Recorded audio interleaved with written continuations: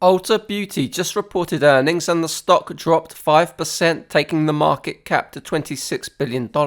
With $767 million of cash on the balance sheet and no debt, the enterprise value comes to $25.4 billion. Despite the drop in share price, this looks like a decent quarter from Ulta and another solid year.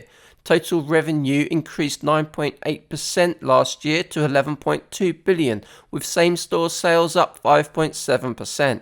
Net income increased 12% to $1.29 billion, and the company generated just over $1 billion of free cash flow. That free cash flow is being invested back into new stores, with any leftover cash being returned to shareholders. The number of shares outstanding has now declined by 25% over the last 10 years, and management just announced another $2 billion of buybacks. If there is an issue with these results, it's company guidance. Ulta thinks that revenue will grow only 5% this year and earnings less than 3%, and that's despite plans to open 60 to 65 new stores. The fact that Ulta is doubling the number of new stores this year and only seeing modest growth suggests pressure on margins and some weakness in demand. However, it's worth noting that Ulta is still dealing with difficult comparisons since the pandemic, and those 60 new stores aren't going to be built straight away.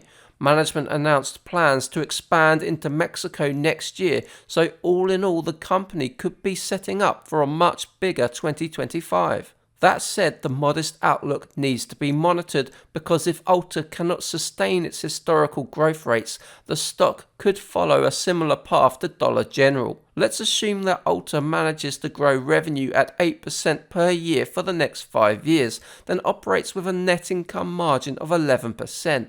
In that scenario, Ulta would be generating $1.8 billion of net income in 5 years' time. Apply a 25 times multiple and the market cap comes to just over $45 billion. Account for share buybacks equivalent to 2% a year and the annualized return works out to 13.8%.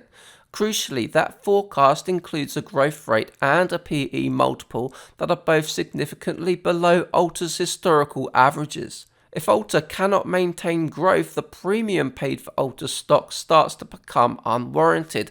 But given Ulta's impressive history of performance, I think it's worth holding on to the stock. But these are my personal opinions, not financial advice, and I do own shares in Ulta. For more investing videos, make sure to visit my website at 3minutebreakdowns.com. Thank you for watching.